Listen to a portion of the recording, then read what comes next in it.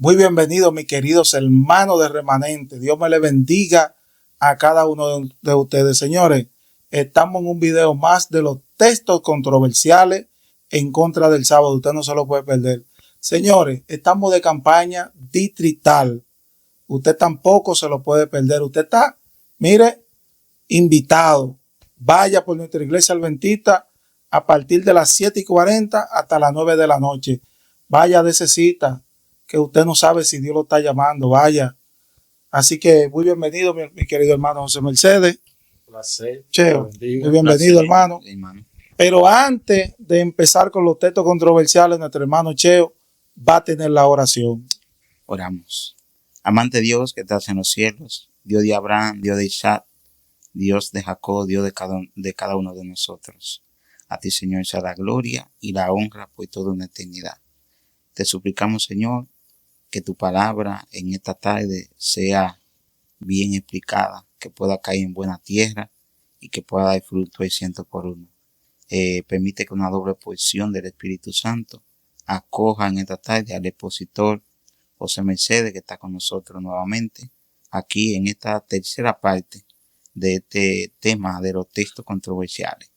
Permite, Señor, que cada uno de los oyentes que están en su casa, que están esperando este programa, los que están fuera, los que están aquí en República Dominicana, permite que un rayo de luz penetre en su vida y que puedan entender estos temas que estamos llevando a cabo. Te lo suplicamos, Señor, en el nombre de Jesús. Amén. Amén y amén.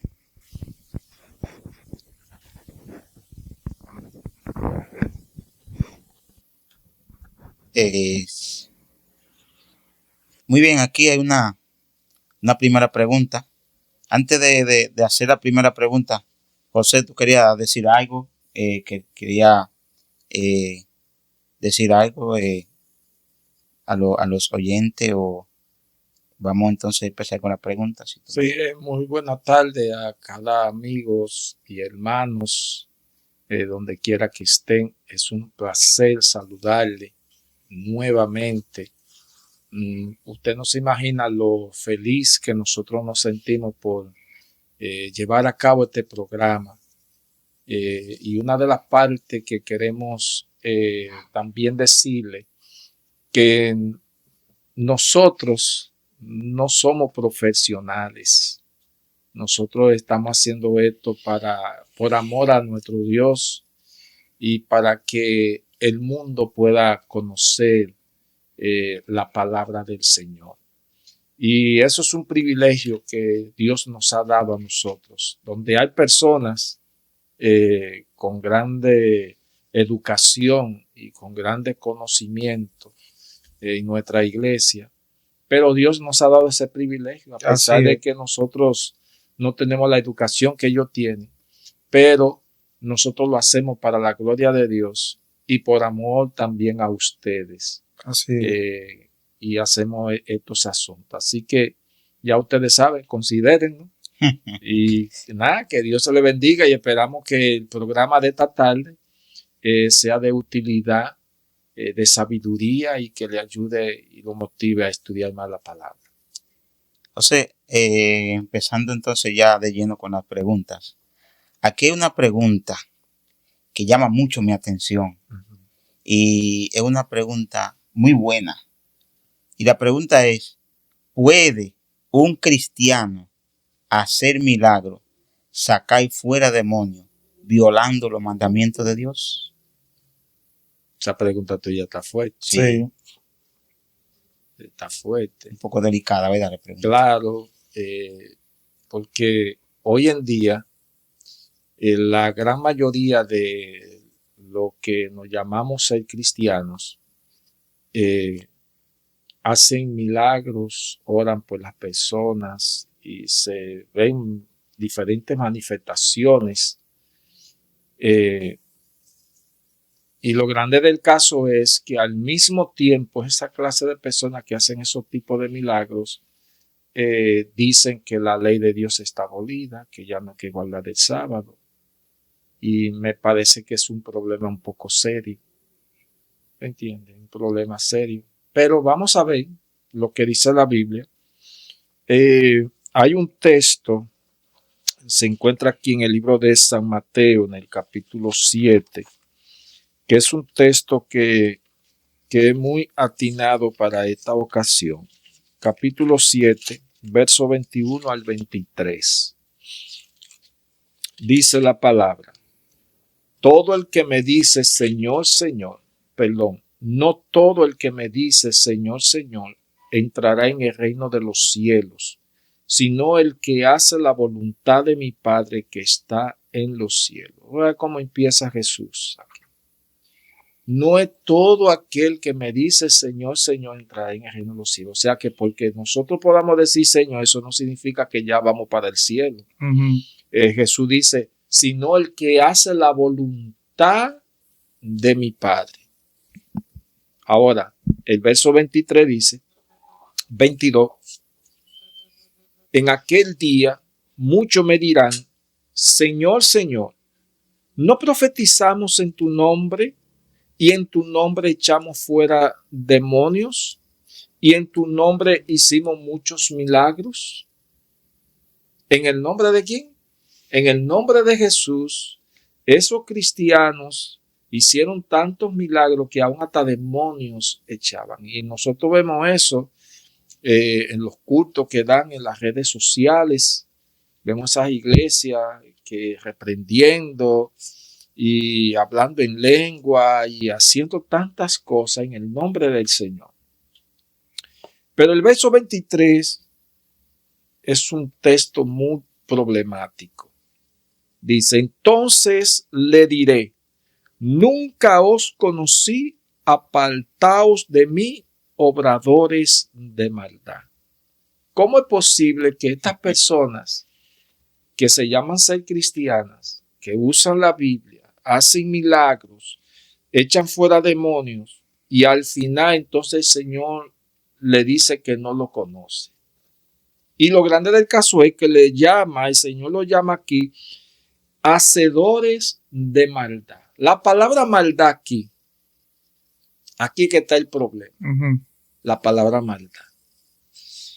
Y yo quiero a los amigos y hermanos que están en las redes sociales, búsquese esa concordancia que se llama la concordancia Strong, que tiene tanto el idioma griego como el hebreo, y busque la palabra de San Mateo 7:23, la palabra maldad, y oiga lo que significa la palabra maldad en el idioma griego.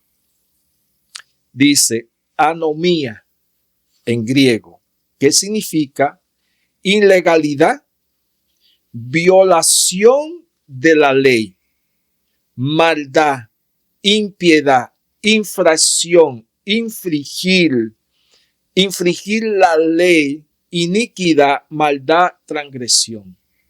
O sea, la palabra maldad aquí, según el idioma griego, significa violador de la ley. Quiere decir entonces que estos cristianos que en realidad echan fuera demonios, sanan enfermos y hacen todo ese tipo de milagros, Jesús les llama que son hacedores de maldad, o sea, son violadores de la ley. Entonces hay un problema. Sí. Hay un problema. Entonces la persona tiene que tener mucho cuidado. Que si usted está sacando demonios y está haciendo milagros, pero al mismo tiempo usted está violando la ley de Dios, Jesús dice aquí que usted es un obrador de maldad. Está seria la cosa. ¿Cómo que si está seria? Si usted ha leído ese texto, pero no lo ha buscado en el idioma griego, la palabra maldad o hacedores de maldad, aquí se está refiriendo a eso, a violador de la ley. Entonces, hay que examinar entonces Si usted viola la ley de Dios, tiene que examinar entonces cómo es posible que usted está haciendo milagros y echando fuera demonios y al mismo tiempo no está haciendo la voluntad de Dios. Por ejemplo, aparece otro texto aquí mismo en Mateo capítulo 24. Mateo 24 y el versículo número 12 dice: y por el aumento de la maldad, el amor de la mayoría se enfriará. Aquí viene la misma expresión, anomía, maldad. Por el aumento de la maldad, o sea, por el aumento de la violación a la ley de Dios, el amor de muchos se enfriará. Aquí lo estoy traduciendo de una manera literal como está en el griego.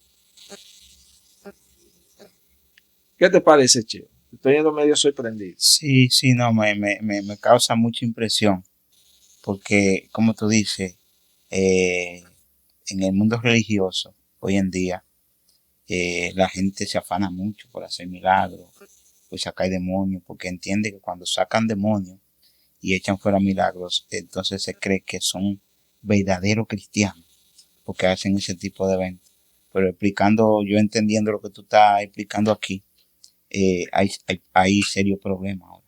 Hay un serio problema y lo grande del caso es que también Mateo 24:12 dice que por el aumento de la maldad, o sea, aquí la palabra maldad en la concordancia Strong también dice que la palabra maldad aquí en Mateo 24:12 es el aumento de la violación a la ley de Dios, el aumento de la iniquidad, que es lo mismo, el aumento del pecado, que es una violación a la ley de Dios. Quiere decir entonces que por el aumento de violar la ley de Dios, el amor de muchos se enfriará.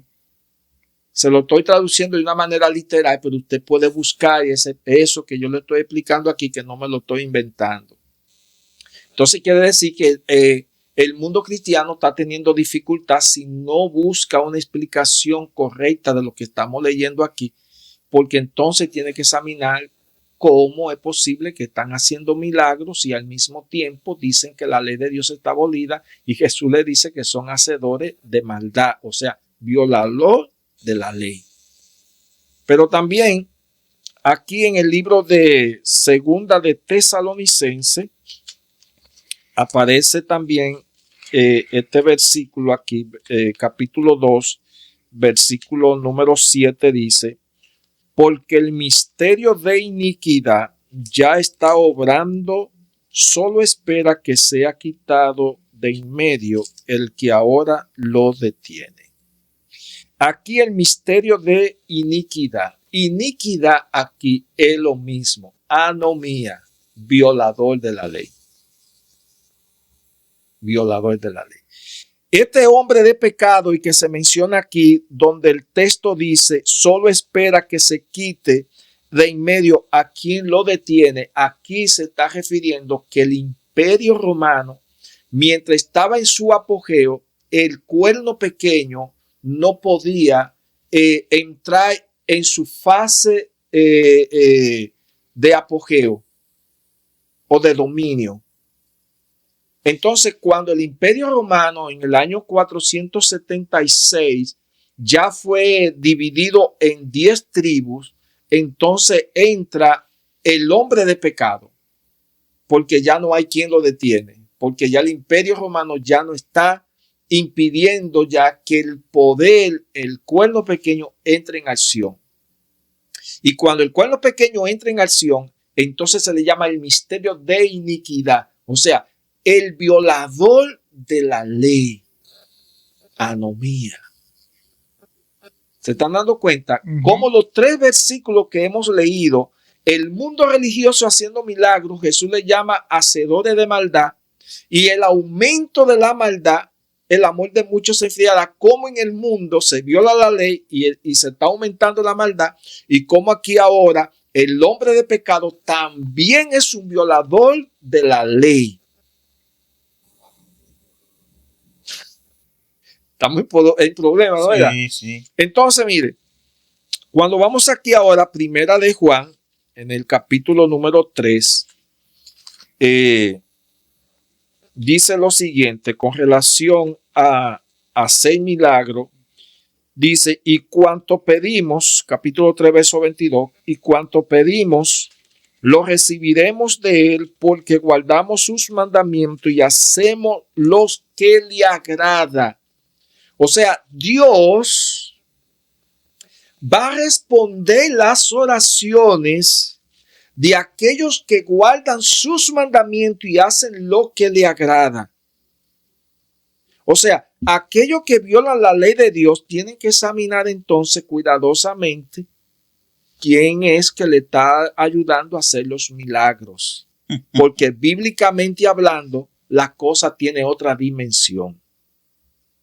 Y el verso 24 del capítulo 3 dice, el que guarda sus mandamientos vive en Dios y Dios en él.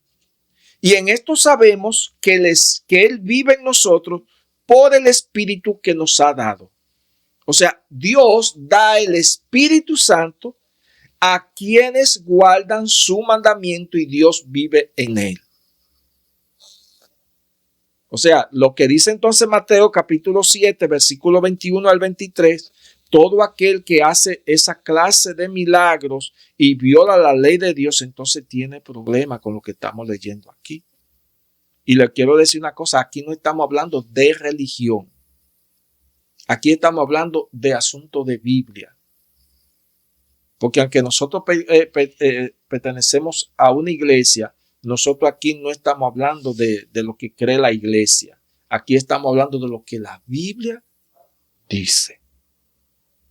Y yo sé que ustedes tienen su Biblia. Busque lo que en realidad estamos leyendo aquí en su Biblia.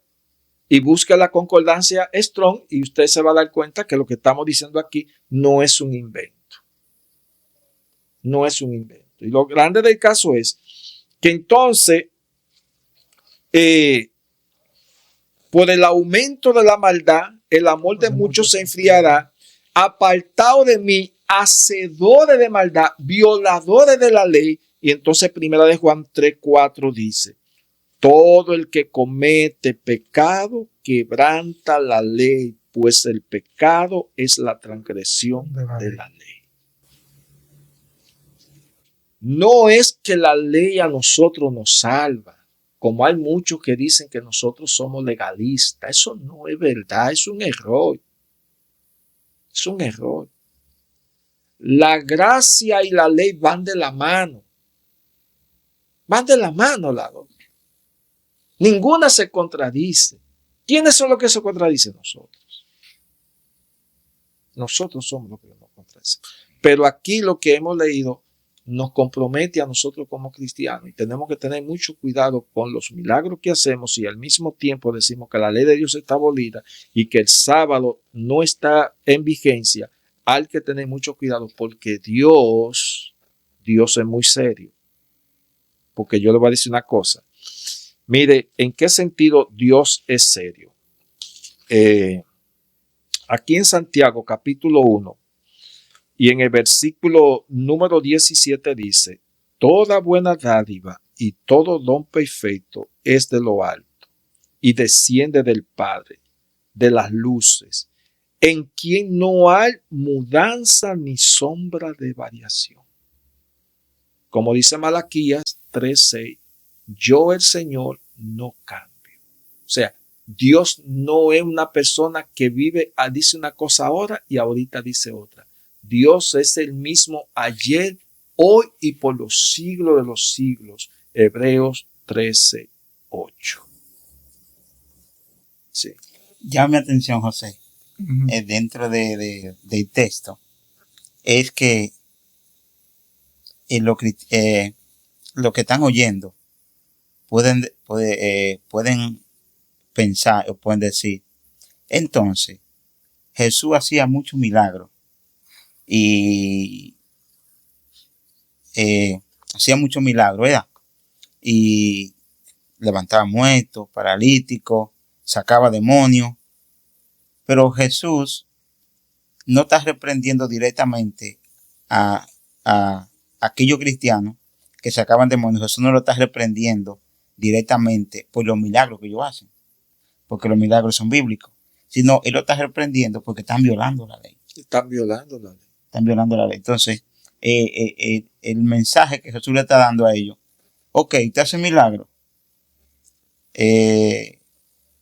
resucitan muertos, sacan demonios, ok, está bien, pero te están dejando otra cosa. O sea, lo que ustedes están haciendo está bien, pero violando la ley, eso no les sirve para nada. O sea, que primeramente está guardar los mandamientos de Dios, guardar la ley, y entonces el Señor, sí, entonces el Señor ve con agrado no aquellos que sacan demonios, porque el texto dice aquellos que guardan ¿qué cosa? La ley. Sí. Yo tengo una pregunta, hermano. ¿Le puedo hacer una preguntita? Déjame antes que se me vaya la idea, déjame yo entrar aquí en este asunto. Mira, en el capítulo 13 de Deuteronomio, a mí me mete también en problemas unido con los textos que nosotros hemos estado leyendo. Y dice aquí, capítulo 13, verso 1 al 3. Si surge entre vosotros algún profeta o soñador de sueño y anuncia algún prodigio, oiga bien, y se cumple la señal o el prodigio que anunció y te dice, vamos en pos de otros dioses que no conoce y démosles culto, no preste oído a las palabras de ese profeta, ni de ese videntes, porque el Señor vuestro Dios os prueba para saber si amáis al Señor vuestro Dios con todo vuestro corazón y con toda vuestra alma. Si aparece alguien haciendo milagros, sacando demonios y haciendo grandes prodigios, y después te dice, el sábado ya no está vigente, hay que adorar otros dioses, hay que poner otra cosa en primer lugar que Dios, dice aquí, no lo crea, no le crea, porque yo no lo he enviado. Y aquí solamente está presentando un solo mandamiento, de los 10, uno solos. Y ese mandamiento es, y te dice, vamos y adoremos a otros dioses. Aquí está hablando del segundo mandamiento. No le haga caso. ¿Se están dando cuenta? Entonces, quiere decir que si aparece un profeta, un soñador de sueño, haciendo milagros y haciendo todas esas cosas, y después te dice, vamos a adorar a una estatua o a una imagen, dice aquí, no le crea, porque yo no lo he enviado. Porque está violando la ley. Está violando la ley. Y es lo mismo que estamos entonces hablando de Mateo 7, 21 al 23. Apartado de mí. ¿Te entiendes? No lo conozco. Entonces, estas son cosas que están aquí en las Escrituras y las estamos estudiando. Entonces, nos metemos en graves problemas. Claro que sí. Entonces, esto es para nosotros examinarnos cuidadosamente. ¿Cómo estamos estudiando la Biblia? La Biblia es una fuente inagotable. Y la Biblia tiene demasiadas perlas preciosas escondidas en ella, pero el problema es que nosotros no estamos llevando más de lo que dice otra persona que lo que nosotros estamos leyendo en la Biblia. Que ahí es que está el error. Y se está dando cuenta lo que estamos estudiando ahora esto. Mira el tiempo que hemos cogido explicando este asunto. Y esto es lo que la palabra de Dios dice. No lo digo yo. Y vuelvo y repito lo que dice aquí, Deuteronomio 13, que va unido con lo que dice Mateo allí. Si surge entre vosotros algún profeta o soñador de sueño y anuncia algún prodigio y se cumple la señal o el prodigio, oiga bien, que anunció y te dice, vamos en pos de otros dioses que no conoce y démosles culto, no preste oído a la palabra de ese profeta ni de ese vidente. ¿Por qué no le preste atención? Porque está quebrantando un solo mandamiento, que es el segundo de adorar a dioses. Entonces, Mateo capítulo 7, verso 23, Jesús le dice, apartado de mí, hacedores de maldad, y ya nosotros sabemos qué es lo que significa la palabra maldad en el griego. Violador de la ley. Entonces, tiene una relación entre Deuteronomio capítulo 13 y Mateo capítulo 7. Yo espero que puedan... Una herramienta le hemos dado. Bueno. Yo tengo una pregunta por aquí, José, que hacen. Entonces, según Romanos 6:14, yo estoy bajo la gracia. Entonces ya la ley no funciona para mí. Bueno, ese es un texto de mucha controversia. Claro. Porque a través de mi experiencia hemos tenido algunos diálogos con otras personas de otra denominación y siempre utilizan ese texto para decir que ya nosotros ya estamos viviendo bajo la gracia y al vivir bajo la gracia ya no es necesario ya guardar la ley. Pero entonces vamos ahora a lo que nosotros siempre hemos dicho, vamos ahora a hacer una exégesis del texto bíblico. Vamos a Romanos capítulo 6 y el versículo número 14. El texto dice, el versículo 14, así el pecado no tendrá dominio sobre vosotros, ya que no estáis bajo la ley, sino bajo la gracia. Este es un texto que se divide en dos partes. ¿Qué significa estar bajo la ley? ¿Y qué significa estar bajo la gracia? Pero lo mismo versículo de aquí que vamos a leer, el antes y el después, nos da a nosotros la respuesta de lo que nosotros queremos que este texto nos diga. Por ejemplo, vamos a leer del versículo número 12. Por consiguiente, no reine el pecado en vuestro cuerpo mortal para obedecerlo a sus malos deseos. Aquí la palabra pecado, recuérdense, primera de Juan 3:4 dice que todo que comete pecado transgrede la ley. Quiere decir que aquí ya estamos metidos en problemas. Uh-huh. Pablo dice, no, por consiguiente, no reine el pecado en vuestro cuerpo. O sea, está diciendo, no estén violando la ley de Dios.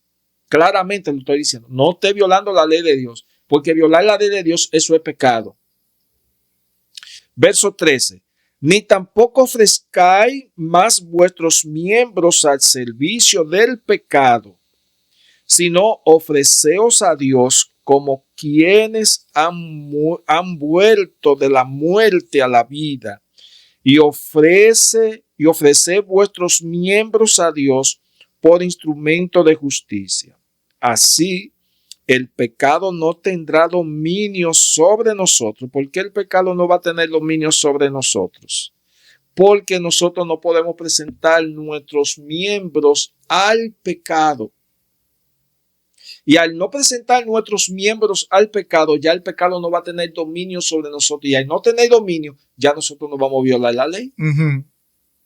Ya no vamos a estar bajo la ley. Ajá. Pero dice más, ya que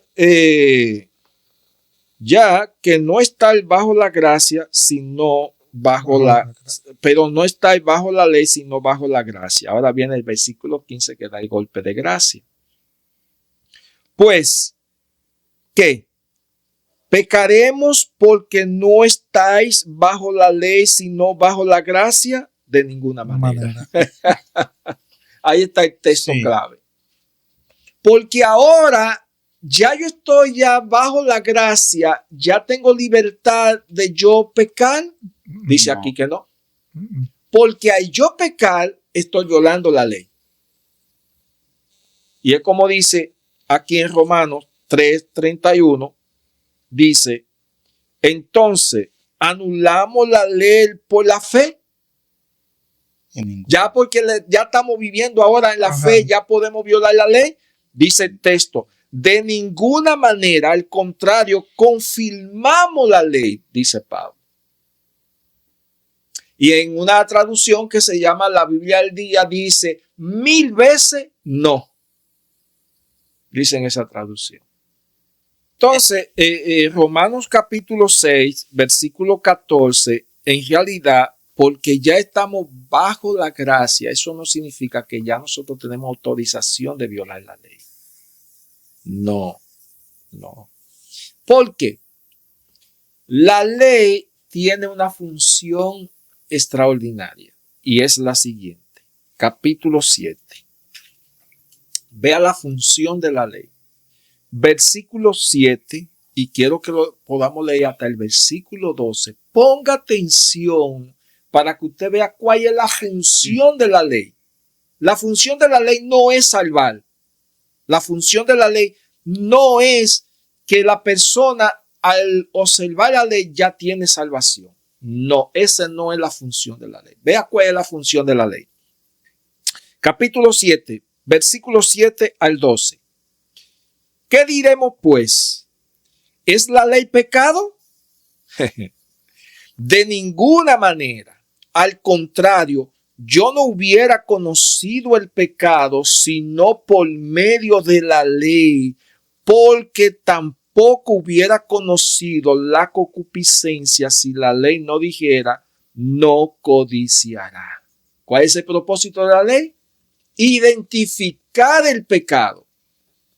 La ley me dice a mí que yo soy un pecador porque la he quebrantado.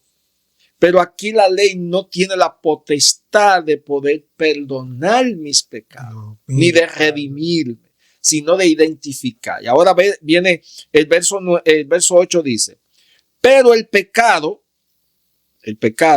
violación de la ley, tomando ocasión por el mandamiento. ¿Cuál mandamiento? El de la codicia. Produjo en mí todo deseo codicioso.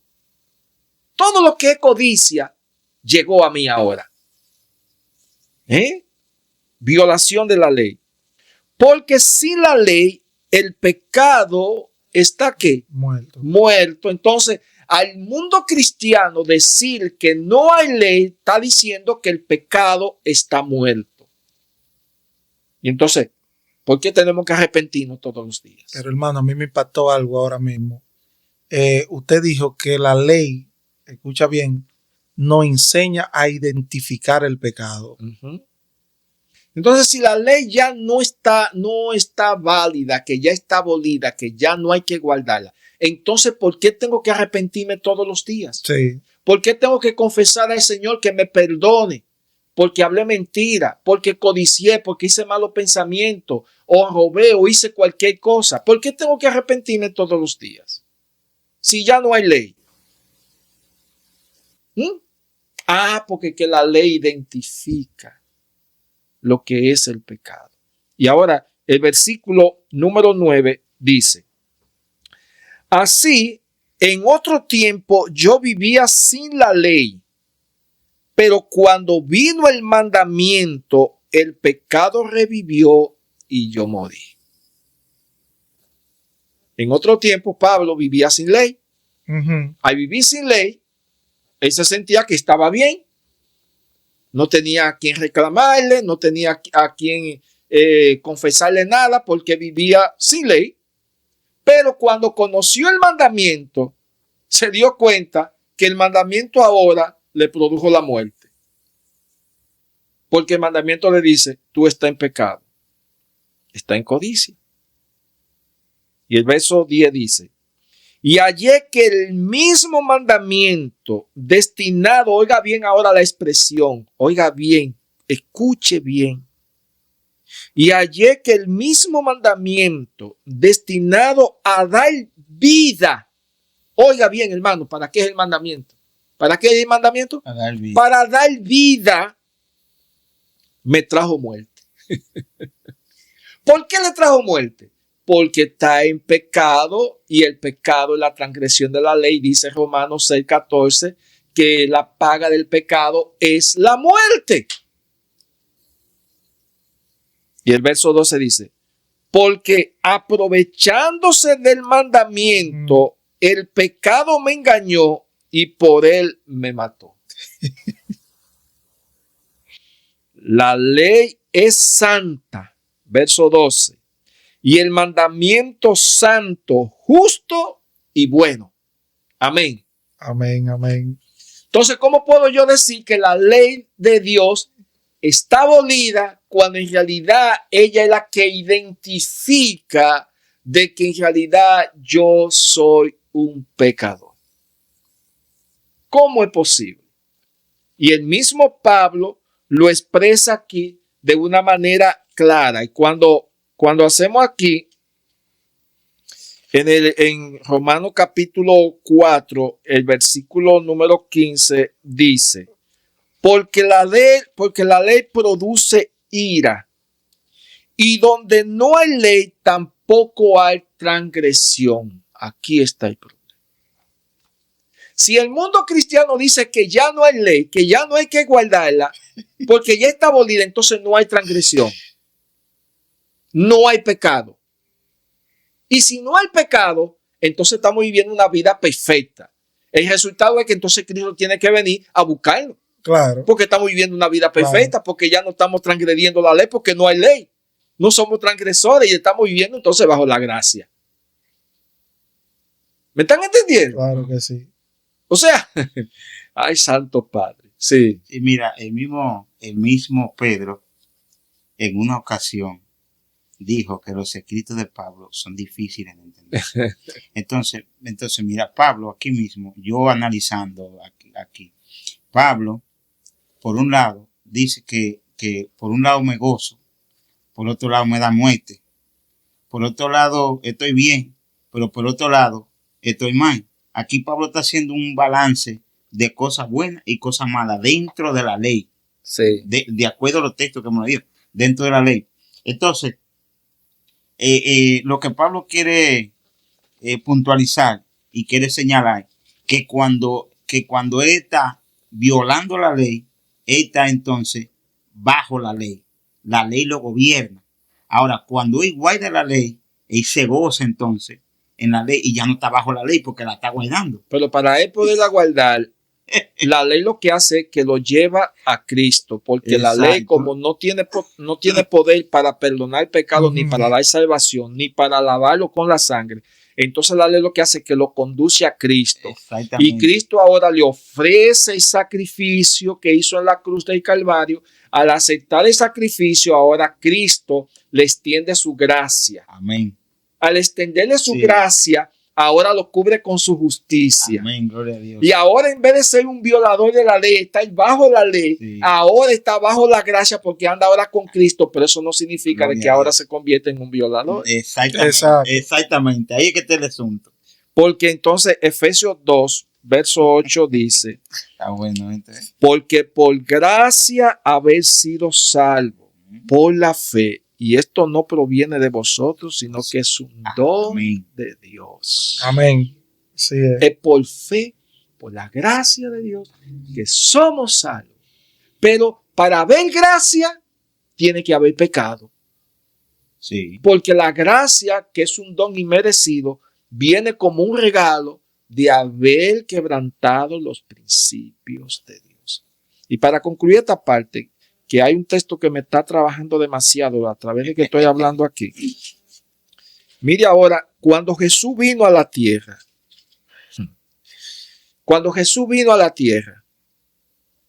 ¿a qué vino? ¿A condenar el pecado o a destruir la ley? Oiga qué pregunta, mis queridos amigos y hermanos que me están escuchando. ¿A qué vino Jesús? ¿A quebrantar el pecado o a quebrantar la ley? Vea lo que dice Romanos 8. Versículo número 3 y versículo 4. Romanos 8, 3 y 4. Porque lo que era imposible a la ley, por cuanto era débil por la carne, oiga bien, lo que era imposible para la ley, ¿por qué? por la carne, porque el ser humano en la carne lo que vive es mejor violando la ley. Dice, por cuanto era débil, Dios, al enviar a su propio Hijo en semejanza de carne de pecado y como sacrificio por el pecado, condenó el pecado en la carne, o sea, en su cuerpo. ¿Qué fue lo que condenó Jesús? ¿La ley o el pecado? El pecado. Porque el ser humano por la carne no puede obedecer la ley. No. Ahora, ¿cuál era el propósito de Jesús morir y condenar el pecado en la carne? El verso 4 da el golpe de gracia. Sí. Dice el verso 4. Para que la justicia de la ley se cumpla en nosotros, que no andamos conforme a la carne, sino conforme al Espíritu. ¿Cuál es el propósito de la ley? Que andemos en el Espíritu. Claro. Ese es el propósito. Por eso Jesús vino y condenó el pecado en la carne, para que la justicia de la ley se cumpla. Que nosotros no podemos andar según la carne, porque andar según la carne es andar en el pecado, sino andar en el Espíritu. Cuando la persona anda en el Espíritu, está obedeciendo, porque el versículo número 7 dice, vamos a leer verso 6 y verso 7. La mente carnal conduce a la muerte. Ahí está. La espiritual es vida y paz. O sea, aquí está lo que está en Romanos 6:14. La ley y la gracia. La ley es cuando la persona vive en la carne, está quebrantando la ley. Pero cuando vive en el Espíritu, tiene vida y tiene paz. Amén. Porque ahora el verso 7 dice, porque la inclinación de la carne es contraria a Dios y no se sujeta a la ley de Dios, ni tampoco puede. Tremendo. ¿Qué le parece? Una mente carnal, por eso es que la gran mayoría de las personas dicen, no, que la ley de Dios es imposible guardarla, que no se puede andar en la ley, porque estamos pensando en una mente carnal. Según aquí, una mente carnal no puede sujetarse a la ley de Dios, ni tampoco puede, porque para eso hay que hacer espiritual. Usted no ve cuando las personas van a leer las escrituras, muchas personas contradicen las escrituras porque las escrituras hay que estudiarlas de esta manera. Primera de Corintios 2:14. Pero el hombre natural no percibe las cosas que son del Espíritu de Dios. El hombre carnal no percibe, o sea, no entiende. No entiende. Las cosas del Espíritu. Porque le son necedad, o sea, le son locura. El hombre carnal. ¿Por qué? Y no la puede entender. Porque se ha de discernir espiritualmente. La Biblia es un libro espiritual y para poder entender la Biblia hay que ser espiritual. El hombre carnal no percibe las cosas que son del Espíritu de Dios, porque para él son locura.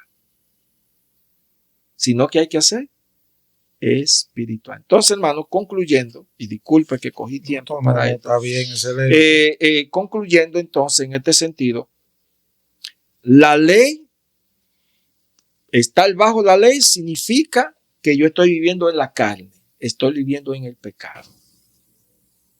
Pero cuando la ley me conduce a Cristo, Cristo ahora me da su gracia, y al darme su gracia, ahora yo, en vez de ser ahora andar en la carne y andar en el pecado, ahora yo voy a andar en el Espíritu, voy a andar en la gracia.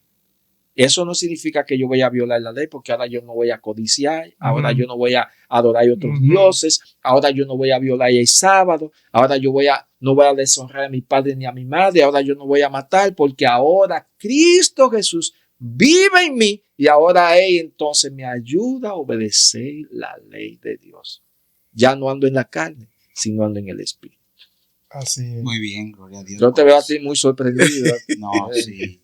Está como medio profundo. Yo no este sé, lo asunto. estamos gozando aquí. Yo mismo estoy estudiando mentalmente. Sí. Bueno. Hay otra pregunta también, muy espinosa también. Ajá. Y la pregunta dice, si Cristo es el fin de la ley, si Cristo es el fin de la ley, ya Cristo no hay que guardar la ley, o Cristo abolió la ley. O sea, tú estás hablando de Romanos Romanos 10:4. 10:4. Vamos a leer Romanos 10:4. Si Vamos a Cristo ver. es el fin de la ley, ya Cristo abolió la ley. Dice Romanos 10:4. Porque la finalidad de la ley es conducirnos a Cristo para justicia a todo aquel que cree. En esta traducción dice que la finalidad de la ley es conducirlo A Cristo. Sí. En la traducción En la Reina esta- Valera dice porque el fin de la ley es Cristo. Pues, en esta dice, hermano, pues el fin de la ley es Cristo. Sí. Yo tengo aquí una traducción, que es la traducción, la Biblia, la Biblia, la Nueva Versión Internacional, hablando aquí de Romanos capítulo 10, versículo 4. Voy a leer el texto aquí y luego voy a leer el comentario que tiene esta traducción. Dice aquí, de hecho, Cristo es el fin de la ley, para que todo el que cree reciba la justicia. Antes de explicar eso, muchas personas utilizan este pasaje bíblico para decir que ya Cristo es el fin de la ley, que ya la ley ya no hay que guardarla porque Cristo le puso fin. Eso se llama estudiar un texto superficialmente. Eso no es hacer una exégesis seria. Si usted hace una exégesis seria del texto, se va a dar cuenta que a través de que usted lo investiga, no es lo que usted piensa. Mira el comentario que dice la Nueva Versión Internacional explicando a Romanos 10:4. Dice, Cristo es el fin de la ley. La palabra griega telos, que se traduce fin, puede significar, primero, terminación, cesación, 2, meta, culminación o cumplimiento. Y entonces dice, en este caso, parece mejor entender la segunda en el segundo sentido. Cristo es el cumplimiento de la ley. Es Él quien llevó a su cumplimiento obedecer de manera perfecta su exigencia y cumplir sus tipos y profecías. Dice aquí. Entonces, mi querido, la palabra fin significa determinación, cesación, meta, culminación o cumplimiento. Esto no significa de que Cristo abolió la ley. Se lo voy a poner ahora de esta manera. Un ejemplo. Ustedes dos están en la universidad. Ustedes dos dan clases de medicina. Yo voy, me inscribo en la universidad y voy a estudiar medicina. Y paso años estudiando con ustedes medicina. Y ustedes ya ven que a través de los experimentos que he hecho con ustedes, ya ustedes se han dado cuenta que yo he llegado a perfeccionar la medicina. Llega el final que ustedes entonces ya dicen, bueno, ya usted hay que graduarlo, porque ya usted ya es médico. Me gradúo, me dan mi certificado de que ya yo soy un médico. Ustedes, en realidad, no me están diciendo a mí de que ya yo puedo hacer ya lo que quiera. Ustedes lo que están haciendo es que me están dando lo que es un certificado para que yo me convierta en un médico, pero eso no significa que ya yo llegué ya al fin de eso. Porque si yo violo la ley de la medicina, el resultado es que yo voy a tener problemas. Eso pasa con la ley.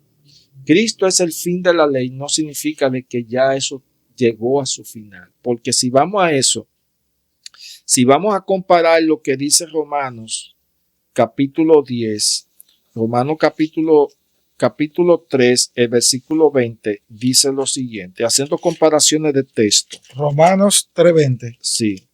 Porque por las obras de la ley, ninguno será justificado ante él, ya que por la ley se conoce el pecado. Por la ley se conoce el pecado. Entonces, como Cristo es el fin de la ley lo que hace es que nos conduce a Cristo. Y Cristo que hace que nos justifica. Al justificarnos a nosotros, la palabra justificación significa que nos perdona. Al perdonarnos a nosotros, entonces nosotros ya no vamos a violar la ley, sino que nosotros ahora vamos a cumplir la ley. Porque Cristo, según San Juan, capítulo 14, verso 15, dice que si mi amado guarda mis mandamientos como yo he guardado los mandamientos de mi Padre y permanezco en su amor. San Juan 15, 10. Eso no significa que porque Jesús guardó la ley, ya no la debo de guardar. No, mi querido, no.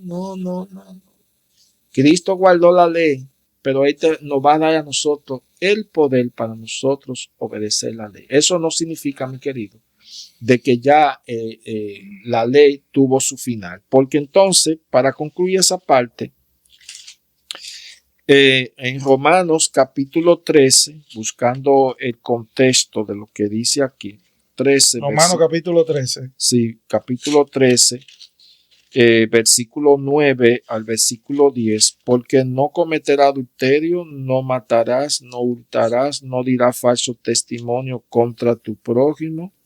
Y todo otro mandamiento, oiga bien, todo otro mandamiento. En esta sentencia se resume, amará a tu prójimo como a ti mismo. El amor no hace mal al prójimo. Así, el amor es el cumplimiento de la ley. Entonces, mis queridos, eso queda claro. Aquí la ley no llegó a su final, ni Cristo tampoco la abrogó. Entonces, no es como dicen por ahí, hermano, que en Lucas 16, la ley no llegó a su final con Juan. Bueno, ya esa es otra pregunta. Uh-huh. Muy interesante, San Lucas 16. Vamos a ver a qué ley que se refiere aquí San Lucas. Capítulo 16, verso 16.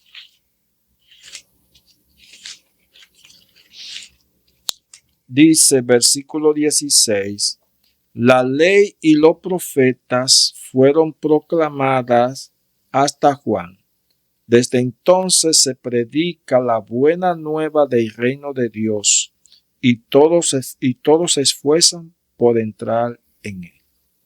Aquí la ley y los profetas, vamos a hacer ahora una comparación, uh-huh, a ver a qué ley que se refiere. Vamos ahí mismo, en ese mismo libro, en San Lucas capítulo 24, y vamos a leer el versículo número 27. Perdón, hermano, el pasaje era Lucas 16, ¿no? Sí, ese que estamos analizando. Okay.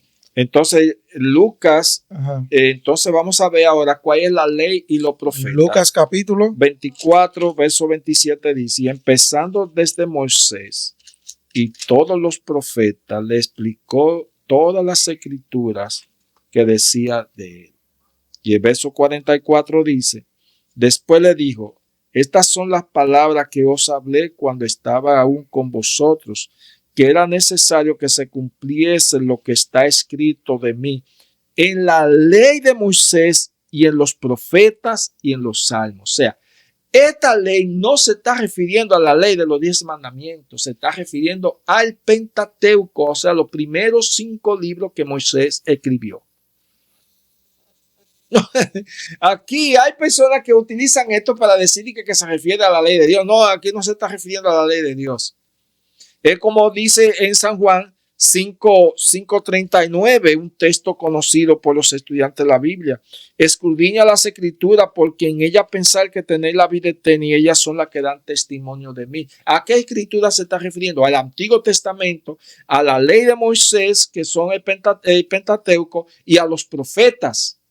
O sea, cuando dice que la ley y los profetas llegaron hasta Juan, se está refiriendo a las profecías que estaban contenidas al Mesías.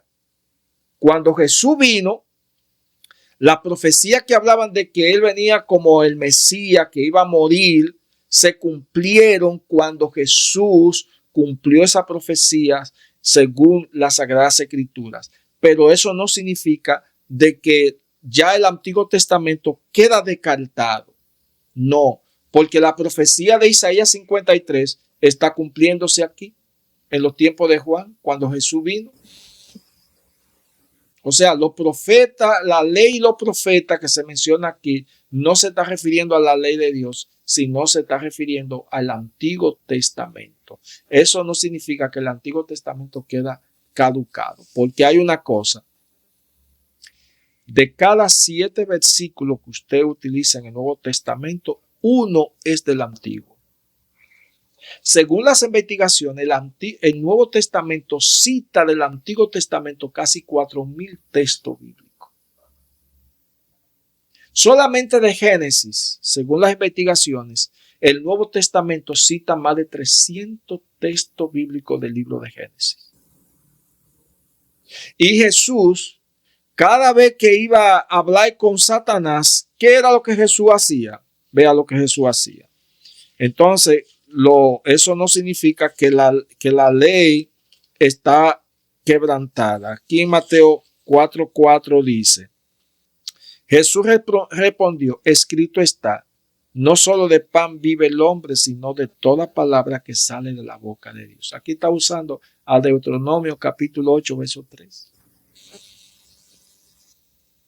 Escrito está, no solo de pan vivirá el hombre, sino de toda palabra que sale de la boca. Está citando a Deuteronomio.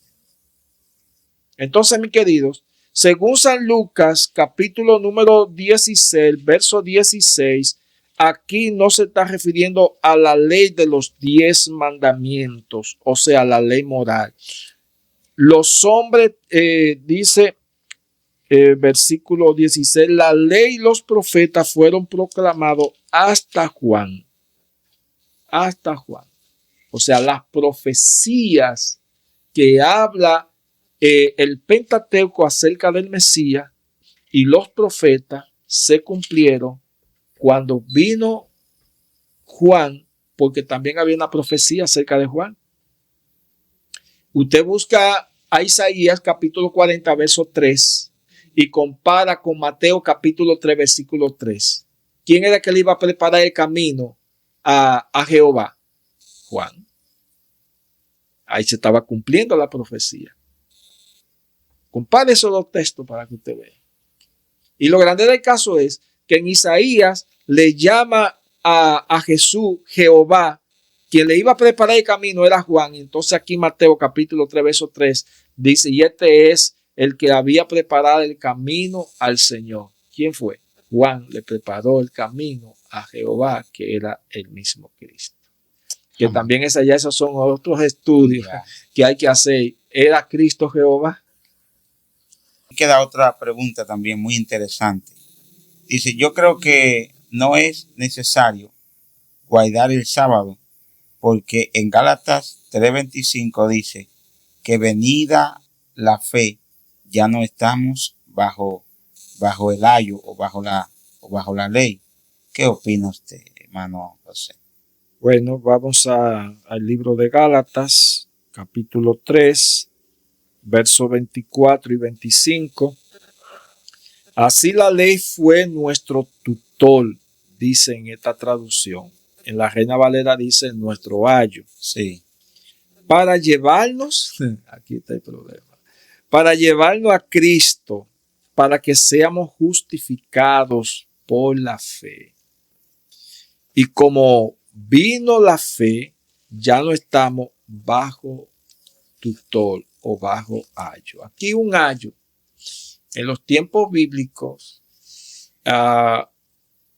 un ayo era un siervo que en realidad el amo le daba a su hijo para que lo instruyera, lo educara, lo enseñara a escribir.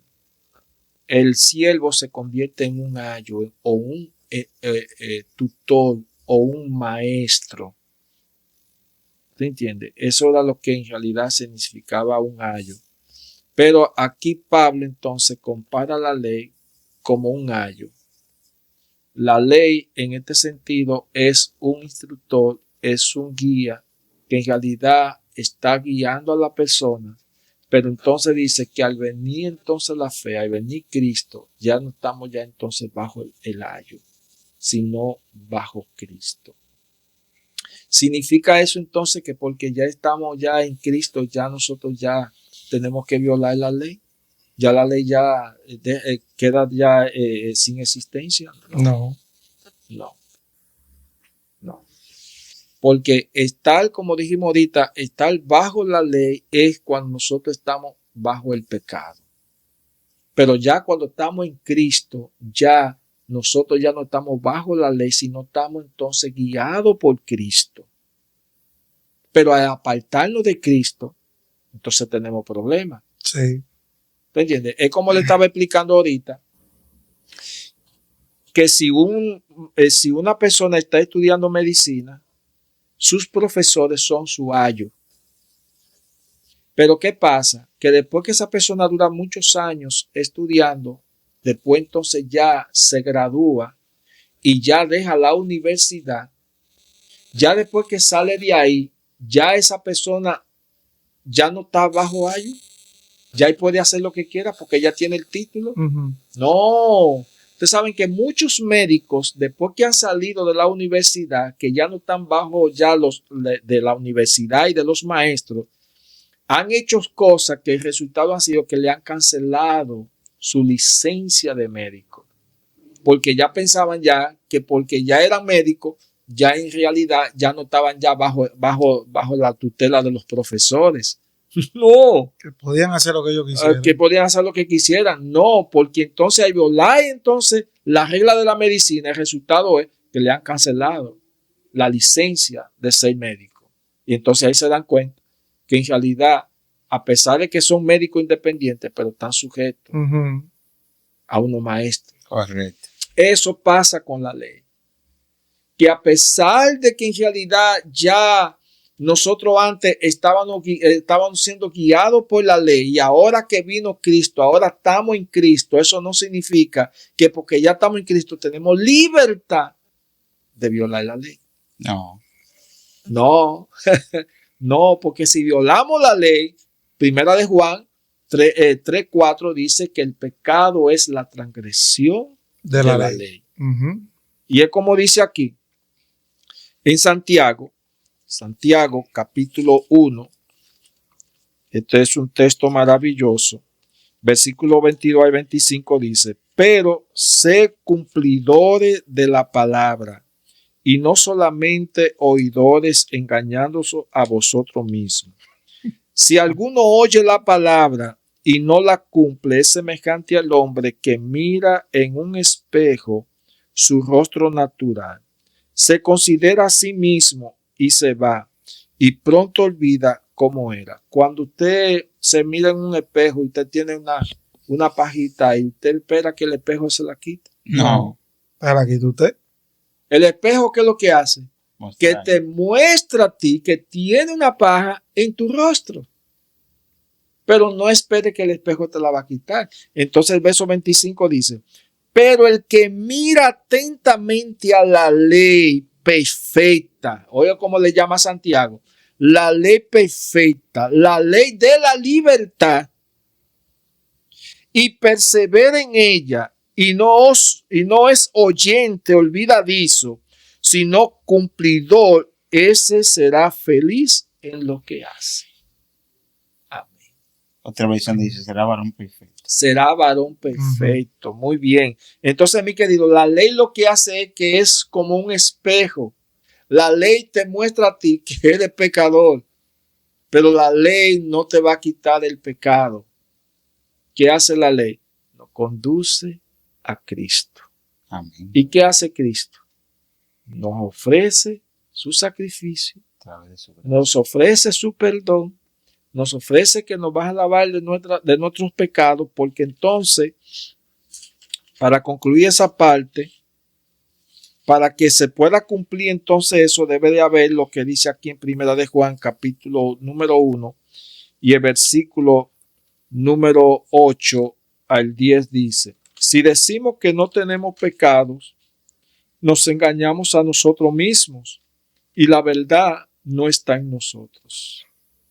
¿Te entiendes? Si decimos que no tenemos pecado, nos estamos engañando a nosotros, porque ¿qué es lo que hace la ley?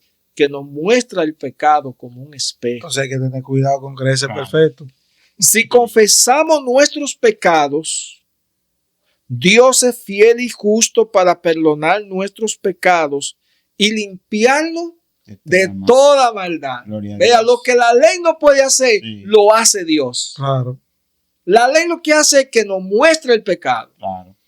Pero nosotros, al confesar nuestros pecados a Dios, es de fiel y justo para perdonar nuestros pecados y limpiarnos de toda maldad. Toda maldad. Así La es. palabra maldad, que aquí viene otra vez, anomía, violador de la ley, maldad. Ve aquí donde está. Hablando acerca de la ley ahí. Y entonces el verso 10 dice: pero si decimos que no hemos pecado, lo hacemos parecer mentiroso y su palabra no está en nosotros. Si decimos que no tenemos. Si decimos que no tenemos pecado. ¿Te entiendes? Porque el pecado es transgresión de la ley. Entonces quiere decir que para que nosotros no pequemos, ahora voy a concluir con esto, para nosotros no pecar, porque al pecar nosotros violamos la ley, para nosotros no pecar, tenemos entonces que hacer esto. San Judas 1:24 dice: aquel que es poderoso para guardarnos sin caída y presentarlos sin falta ante su gloria con gran alegría. ¿Quién es que nos va a guardar sin caída? Cristo. ¿Quién es que nos va a guardar a nosotros sin pecado? Cristo, porque al pecar es violar su ley. Si la ley se había podido modificar, Dios la había modificado y no había permitido que Jesús había venido a la tierra a morir. Así mismo es. Pero como la ley no se podía modificar, Dios permitió que Jesús viniera en sacrificio de pecado para que por medio de su sacrificio podamos tener vida. Pero la ley no fue modificada. La ley no fue modificada. La ley sigue siendo la misma ley. Mejor Dios prefirió mandar a su Hijo a morir por los pecadores antes de modificar su ley. Última pregunta, hermano. Entonces, ¿qué diferencia hay entre la ley moral y la ley espiritual?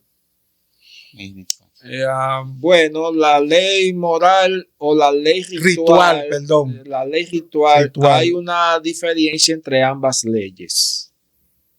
La gran mayoría del mundo cristiano comparan esas dos leyes en una sola. Y no tenemos que ser justos, no podemos hacer eso, porque la misma Biblia hace la diferencia entre ambas leyes. Y quiero brevemente hacer esa diferencia.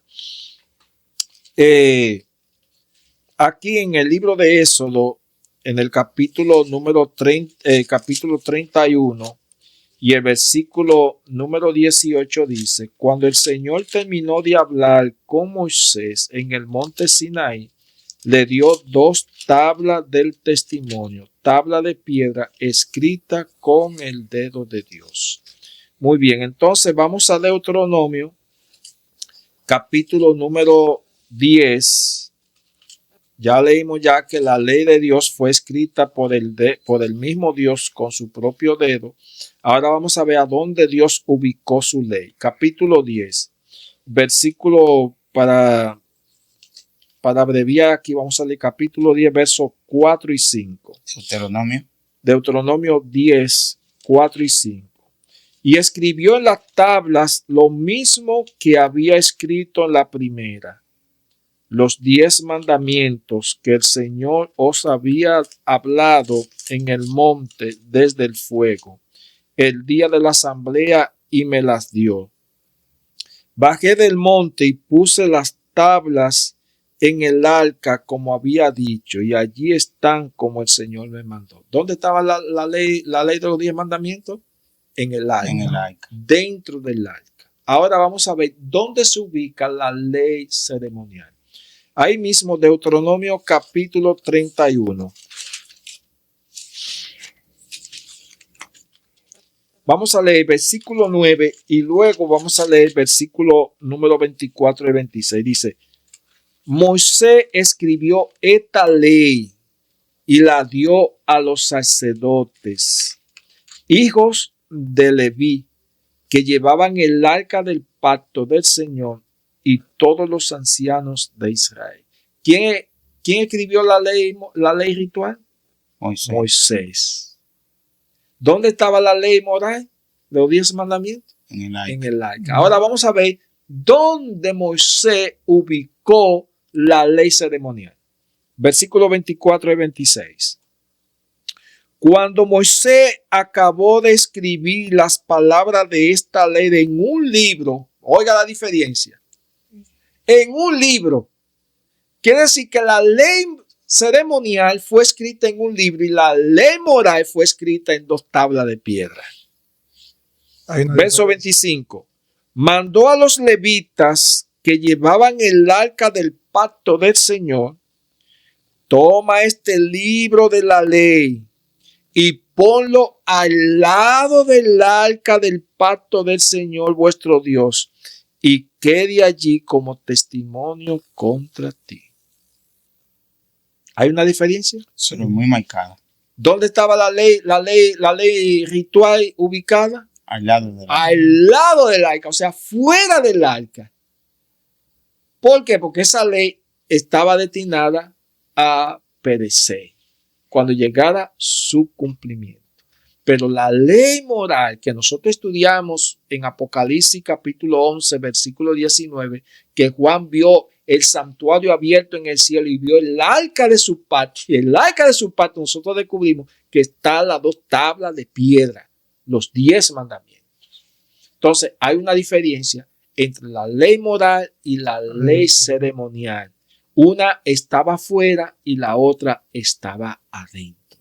La que estaba dentro del arca eran los 10 mandamientos, que es la que muestra el pecado de todo ser humano.